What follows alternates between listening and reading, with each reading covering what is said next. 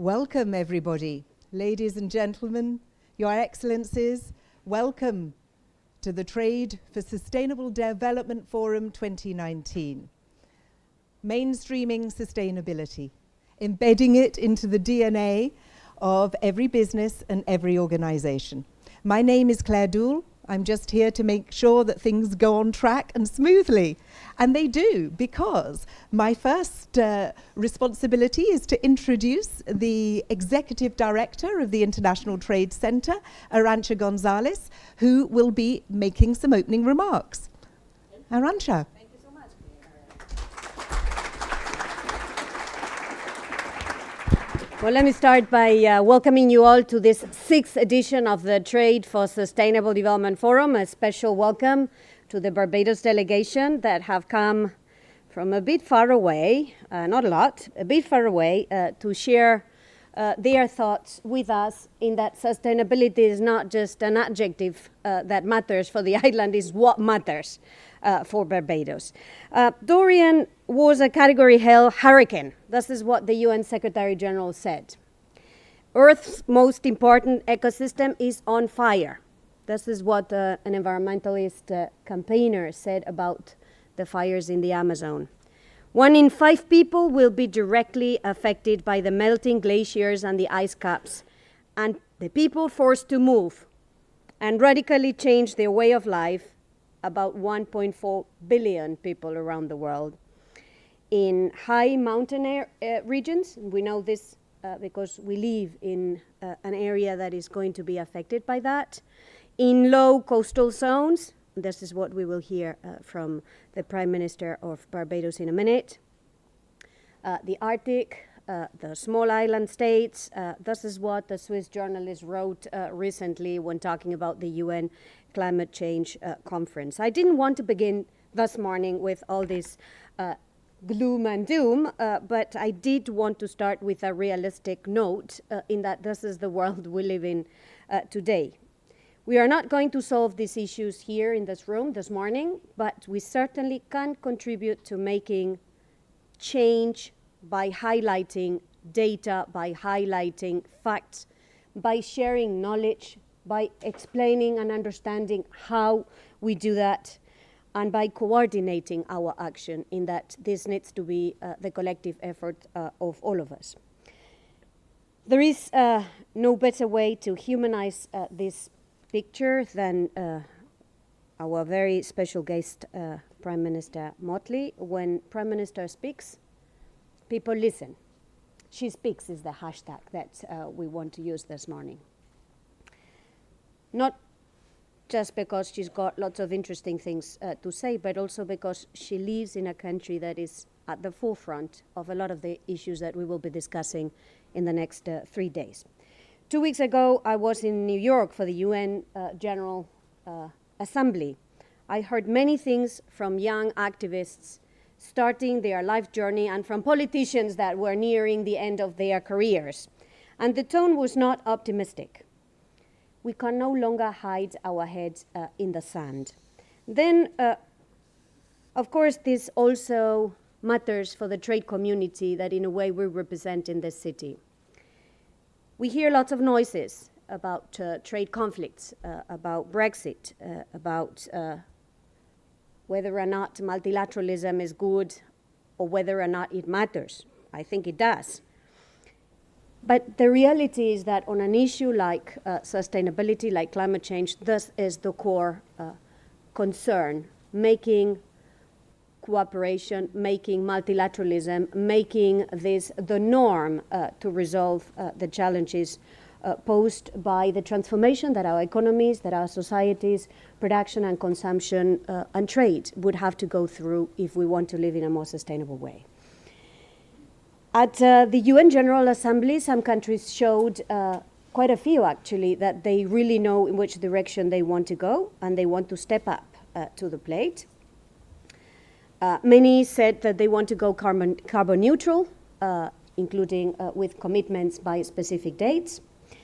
Others indicated that they were moving forward with removal of tariffs on environmental goods and services. Now, beyond this dimension of the urgency on the environmental side, we also face challenges concerning value chains, how green they are, how much these value chains respect social and labor standards, how clean they are. And this is where we also have to move a bit faster. At ITC, working with many partners, many of whom will be in this room these 3 days, we're bringing solutions to small and medium enterprises in the area of climate adaptation, climate mitigation, resource efficiency, working with around 40% of the global fast fashion industry to drive convergence in responsible social and labor practices while reducing duplication of audits. We are putting Tier 1 and Tier 2 garment manufacturing facilities on a map to provide the transparency that is necessary. These are all positive steps, but this is not enough.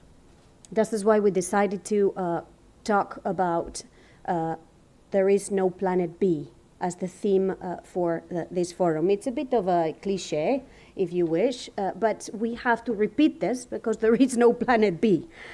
Second, we wanted to give a sense that we should, but also we can accelerate the move. This is why you will be hearing from experts, from panelists, from farmers, to experts in shipping, in clothing, in standards, in reduction of CO2 emissions, and the rest. But we will also be working with you with practical examples on how to move faster in this journey.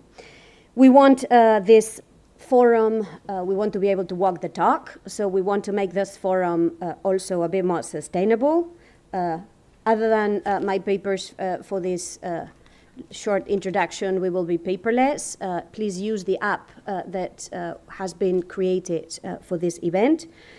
Coffee breaks will be with glassware and cups, so that we also, again, show the way.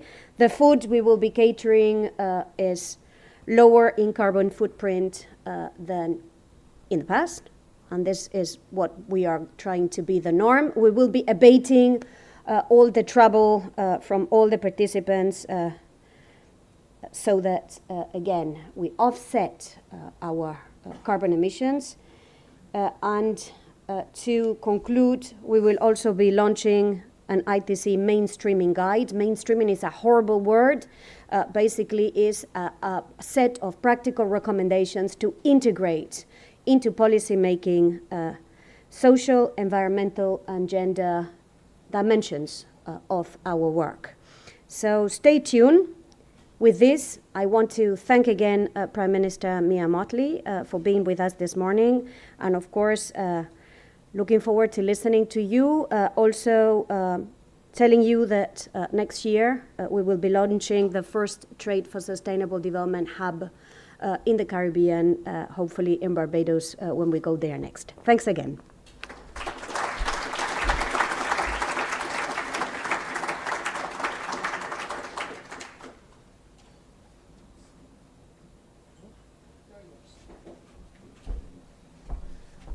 I should have known that with Arancha everything would be efficient, including my introduction. And I thank her for that. I was supposed to have been here 1 year ago, but there was a tropical storm called Kirk that literally prevented my moving from New York at the General Assembly and required my return home. I make appointments in September nervously because the new norm is the one to which the rest of you have now been exposed. Regrettably, for some 30 years, the Alliance of Small Island States have been trying to signal that something was upon us and that it would have devastating consequences. They got the Commonwealth Secretariat to develop a vulnerability index exactly 30 years ago, in 1989. But it became an almost academic exercise because while the world was prepared, in this city in particular, to hear about LDCs and to hear about HIPIC countries, for whatever reason, it could not allow itself to bridge the artificial construct that was created as to the validity of who was and who is a small island developing state. The conversation and debates have almost been farcical. And if there were those looking in from planet B, they would believe that they were farcical. But like with my arrival here today, time goes on and we do what we have to do. And I thank Arancha and the International Trade Center for the opportunity to share just a few thoughts with you this morning, 1 year later, but nevertheless still relevant, perhaps even more urgent than it was 1 year ago. 1 year ago, we had not yet determined that at all costs, our advocacy now as a country must be to keep this on the front burner. The world kind of suspected that something went awfully wrong in 2017 in Dominica and Barbuda. When I spoke 2 weeks ago at the United Nations about the prevalence of climate refugees in the Caribbean, some people may even have thought that it was a form of exaggeration. But might I remind you that it didn't start with the hurricanes, and that Montserrat, with the volcano, perhaps produced the first set of climate refugees out of the Caribbean in the modern post-independent world. Regrettably, that has continued. And there is no better person or stronger voice than that of the United Nations Secretary General, who has perhaps more aptly described Dorian in a way that none of us can even come close to. It was category hell. For those of us who flew into the Bahamas within 48 hours of the all clear, it was absolutely patent that the destruction was unimaginable. And I want to put it in context for you because it sounds good listening to a speech, but understanding the process of the saga of Dorian perhaps better places it in context for us. Prior to Dorian hitting Grand Bahama and Abaco, the weekend before, its first port of call was to have been Barbados. And we awoke the Sunday morning, having known the Saturday night that there was potentially a storm out there, but we weren't sure of its movements. By 5 o'clock the Sunday morning, it was clear that this one, unlike most, because for those who don't appreciate the geography of the Caribbean, Barbados is actually the most easterly, and I had a geography teacher who would tell us we're in the Atlantic Ocean, and that's why if I find some wood to knock fast, but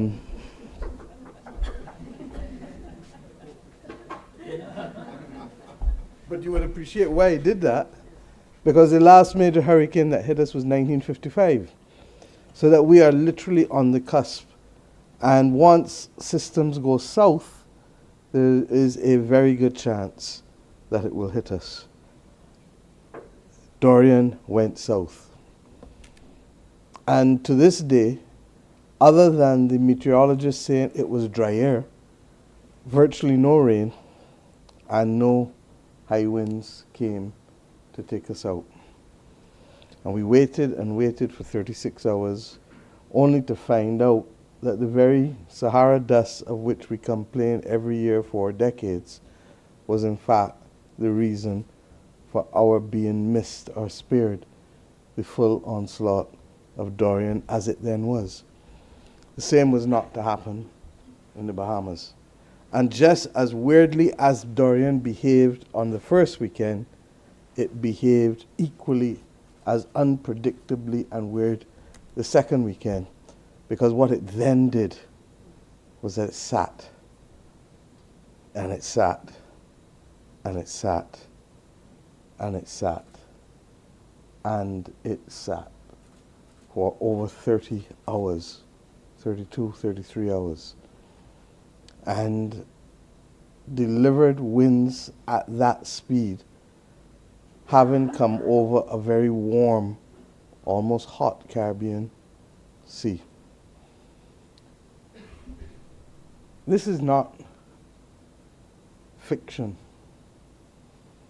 Last Saturday, I was in Central Park with the Global Citizens Group.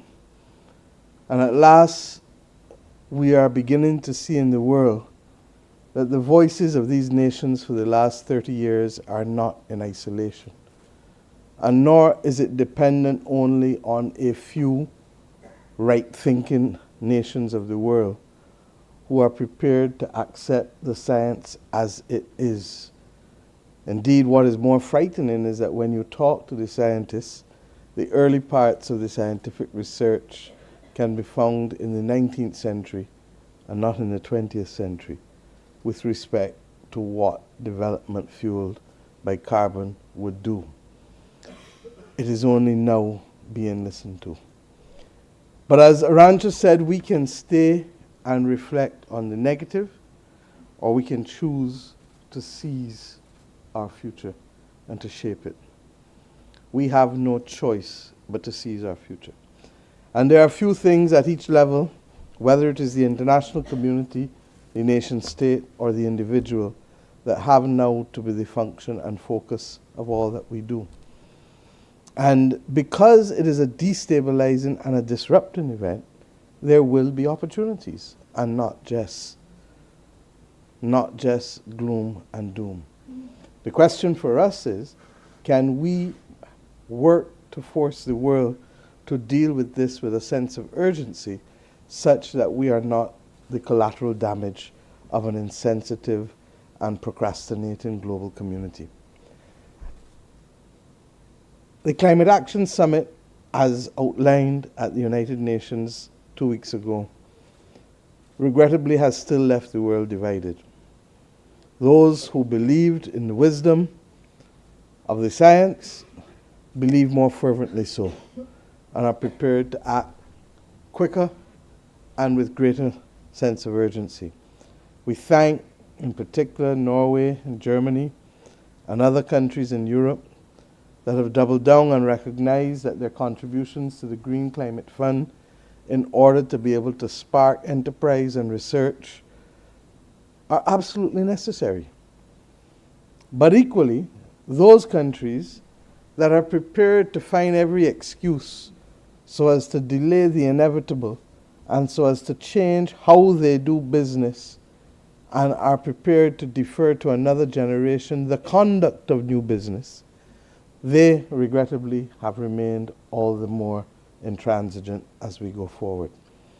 What is required is for those of us who are absolutely certain that we have now to change how we do business, how we produce, how we eat, how we do all of the things that we are going to hopefully encourage our citizens to do, that we begin to recognize that that now has to meet the place where policy is created and policy is consolidated. And what do I mean by that? I entered public life just after the WTO was formed.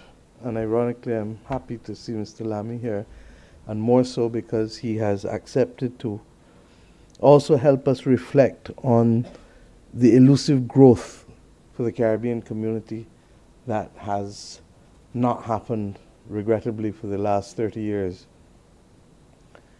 But decisions were made to create an order that would rid us of non-tariff barriers and other protective mechanisms because it made sense to open up. There's only one problem, as I said to Arancha when she was in Barbados, when they launched the coconut, phase 2 of the coconut project a few weeks ago, that the world retained the imbalance of power and structures with many of these new organizations, whether it is the United Nations, whether it is the WTO, whatever. And in retaining that imbalance and structure, it meant that small states who could never distort global trade in goods and services never had either access to the funding or, more importantly, the capacity to restructure their domestic production sectors, productive sectors, producing sectors, in order to be able to make use of this new framework for trading. Similarly, when we came to 9/11, the same thing happened again. The world recognized that it was 1393. I still remember it. I was Attorney General at the time. And for the hell of me, would now apply to small states whose risk.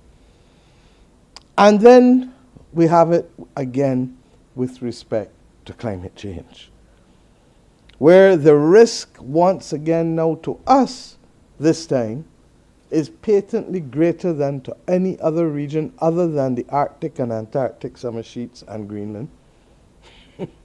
Coral islands are on the front line of this adjustment. But coral islands, like Bahamas, like Barbados, like Trinidad and Tobago, belong to institutions that may have development banks, but are told when funds are created that you can't access these funds because you're a middle-income country. Post-Dorian, we are waiting to see what will happen to the Bahamas. Because if they are like Barbados, who, when we became the government just over a year ago, within 1 week we determined that we had, as the third most indebted country in the world at the time, to restructure our debt and to go into an IMF program to bring normalcy and regularity back to the country as a matter of urgency. Now when we did that we were told that we could not access development funds because we are a middle-income country according to the criteria of GDP per capita. Now, if, regrettably, the same fate that hit Barbuda, Dominica, Bahamas, hits my country tomorrow, I go from a discussion of quality education and curriculum reform and repositioning an educational system for a new development trajectory to the simple, bald issue of access to classrooms and schools. The almost 60,000 people that have had to be evacuated in the islands of the Bahamas have children among them. Where do they go to school? The people whose lives have been disrupted from their jobs are no longer earning. How do they earn to buy food? Where do they find shelter? I say all of these things because an island that is unprepared or a jurisdiction that is unprepared will always have greater damage than one that has built resilience and is ready for it. What was the evidence in the Bahamas? That those houses that were built on stilts because previous generations did not have the luxury of having a cell phone track a storm for you. Previous generations did not have the luxury of being able to get ready. They had simply to be ready all of the time. And in being ready all of the time, it meant that there was an innate resilience that previous generations had. And we say it in so many other things, but in this it was real. So that the manner in which we built was appropriate to be ready all of the time. We changed patterns in the 20th century, and aesthetics and keeping up with a level of Western imperialism and materialism became the order of the day, and everything was no longer driven by the functionality of previous generations. And we are paying the price for it now. So at the level of domestic states, we have to change, yet again, how we do things. But the problem is that in many instances we don't have the fiscal space.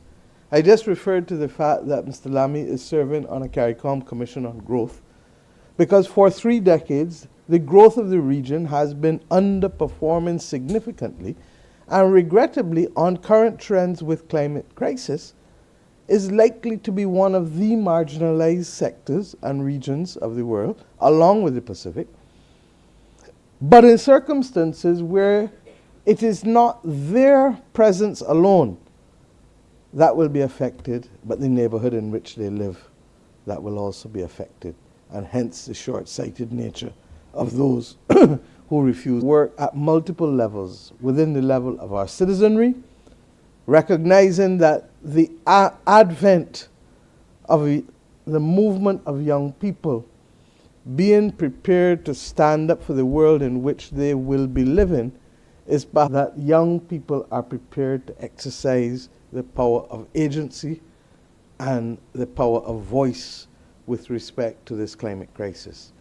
It also means that they're likely to become compelling forces within the national governance structure of their individual territories.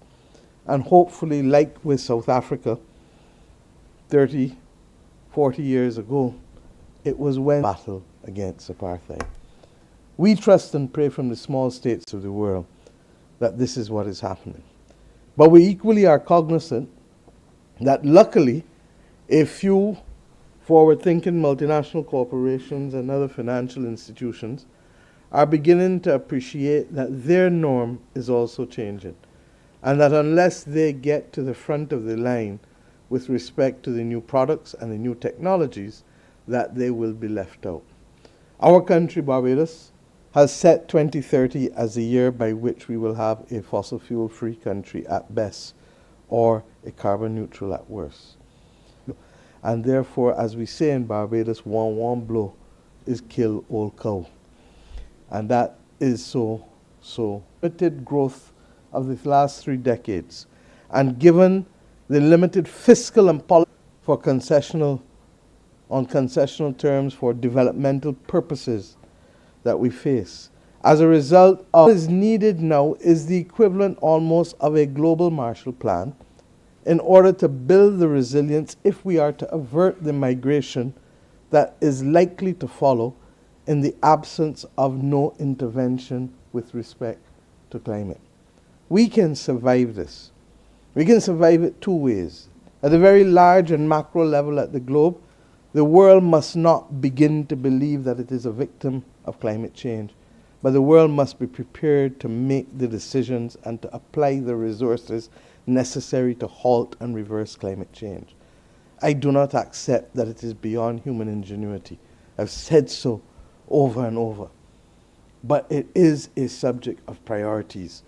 And in the same way that we prioritize spending in other areas, we can prioritize spending if it really mattered or if we believed it was urgent enough. At the same time, we need to recognize our victims of an international capital market that will render negative judgments on their credit rating such that they then are in a vicious cycle that they cannot get out of. So do we spend the money on retrofitting or building new roofs, building reefs to protect coastal economies, or do we spend the money on being able to complete the process in healthcare and education, have seen appreciable gains in the quality of life, only now for it to be paused because of the institutions like the International Trade Center, like the United Nations, will win the battle. Not because it's around for so many millions of people depends on this. And our ability to turn it around depends on data of debt to GDP because we didn't start this battle. We just happened to be on the front for us to fight the battle because of its existential threats. I say that the voices that can be added to the world who are now, particularly the young people, embracing the fact that they will be around long in North America, in Asia, in Bangladesh of the differences. And then we talk about hurricanes, but the implications of climate crisis also impact on water that we take for granted. And for us, perhaps the worst of it, that are affected for regrettably now too many months of the year in the Caribbean crisis as the diabetes that attacks the organs of the body on a daily basis and produce how we eat, how we do so many things.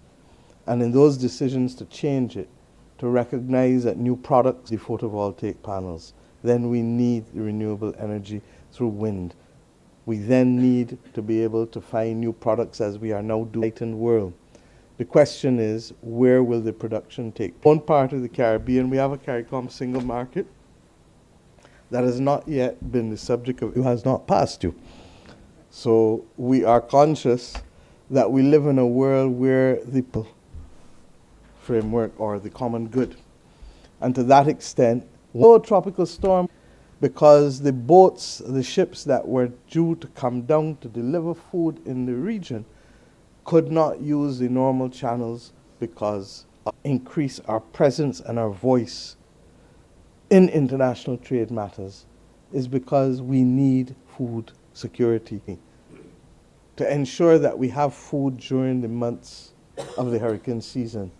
But then I lose money for the rest of the year because there is open season and there is literally markets that will flood our own market, because the message will control us that if we have the same problem and we keep doing the same thing over and over, that it is a definition of madness.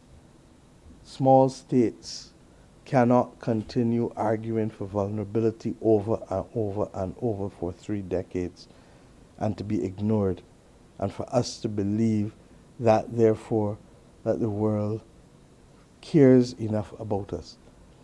The bottom line is that the opportunities for trade and economic activity are there. What is missed are with 100%. Let us claim ground where we are, and let us ensure that those countries to be able to make the changes where we can in terms of renewable energy, in terms of banning coal plants, in terms of planting trees, in terms of our work with materials, not just plastics, but other materials that have the capacity to regrettably alter the world that we've come to love. And if we can do that together, then I trust and pray that if I'm ever given an opportunity to address this Sustainable Trade Forum again, that it will be from the perspective that we are seeing the benefits of new trade for a new norm for the people of the front line in this climate crisis. I thank you.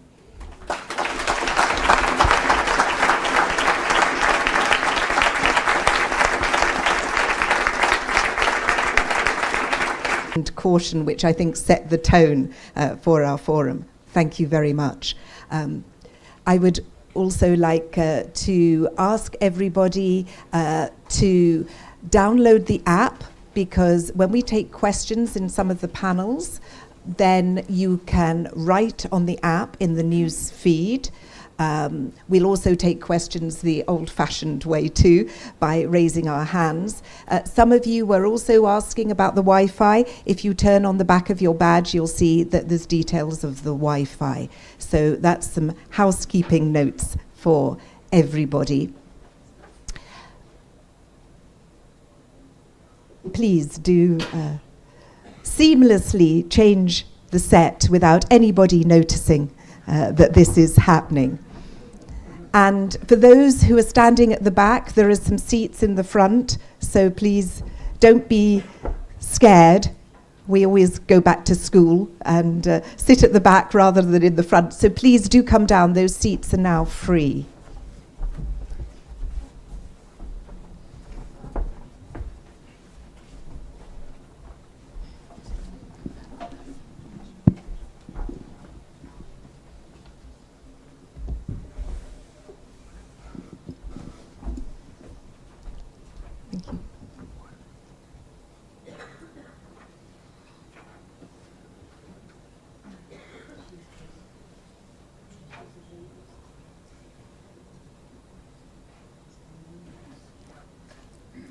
We've heard that young people are the stakeholders for the future, and we're going to have a short discussion with a very impressive young woman.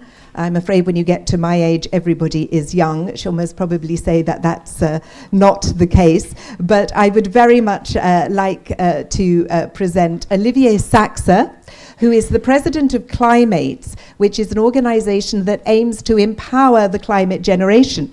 Please come and sit, and you'll be given a microphone. We're playing a bit past the parcel with a microphone. Arancha, would you be so good as also to join us?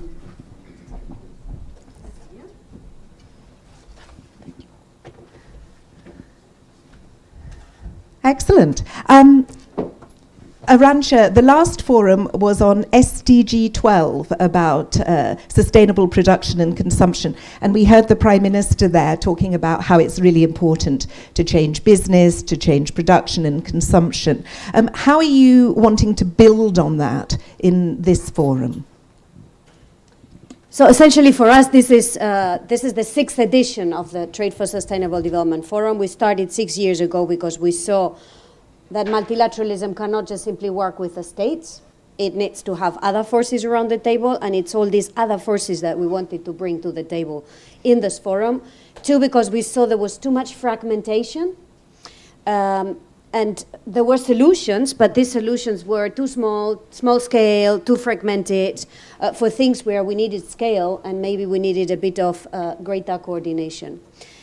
Which is the house of the trade community, whether in WTO, whether it's UNCTAD, whether it's the UN Economic Commission for Europe, whether it's the International Trade Center, but it's also the home to the environmental community. There is also a big environmental community here in Geneva, and the two were not talking to each other. So in a way, we wanted to build this as a collaborative effort to move the needle forward. Every year is a topic that unpacks how can we make international trade and international value chains more sustainable. Latest edition was production and consumption last year. This year with a bit more of an emphasis on climate change. What we do every year is what we learn, we put in practice the following year. So what we've been doing all during 2018 is put in place what we learned in the forum last year, including this mainstream guide that, as I said, we will be putting together.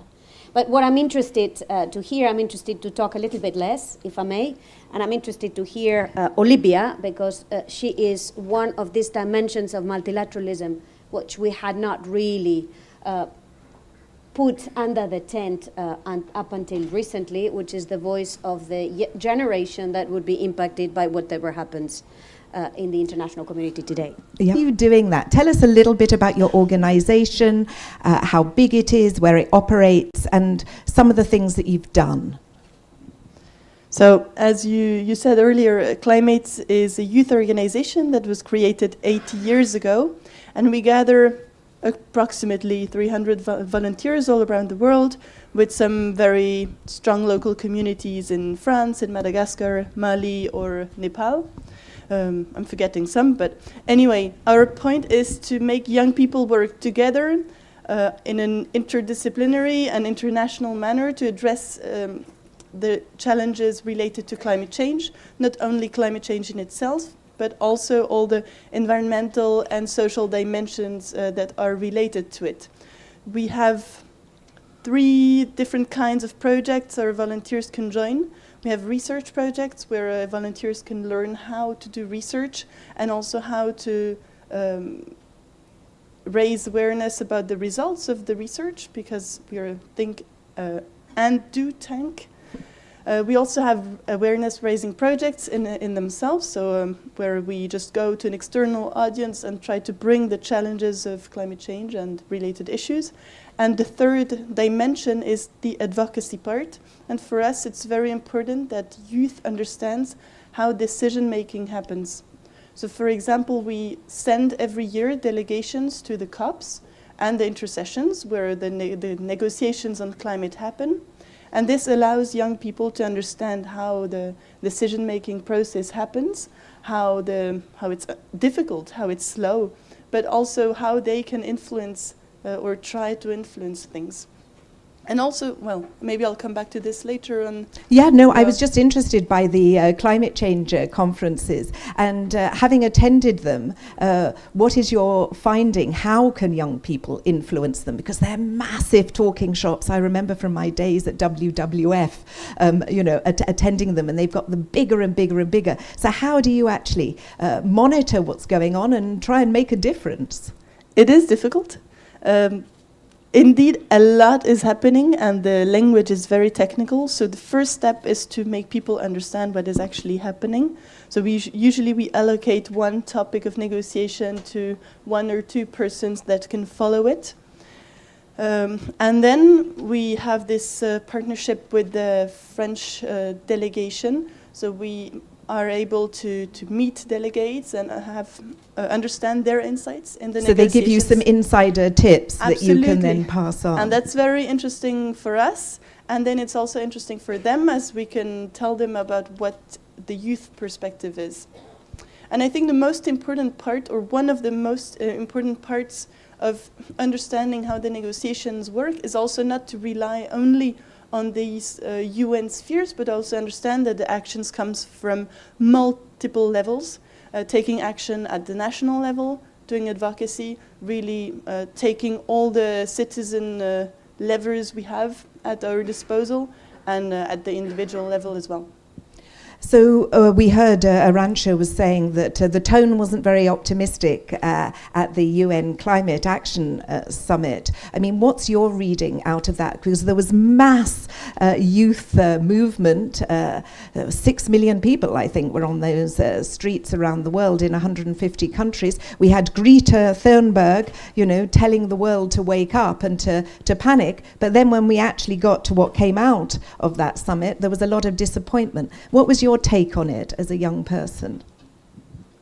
Well, as you said, I'm a little bit disappointed that we didn't manage to have more commitments of big polluters. We hope that there will still be some in 2020, the crucial year for states to actually revise their NDCs, National Determined Contributions, and enhance their ambition. We'll see about this. We still hope there will be something happening.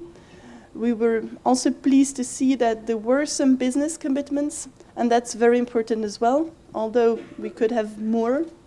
And the positive thing is, of course, that a lot of people mobilized, and I think it's not over, and we will continue trying to mobilize as many people as possible, raising awareness, but also making them understand how they can put pressure on their governments and companies, etc.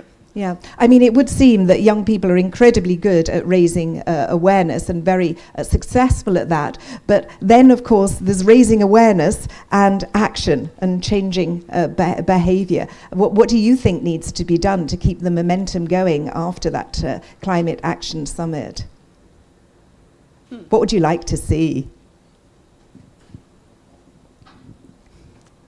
Wait, so what, sorry, it's a difficult question.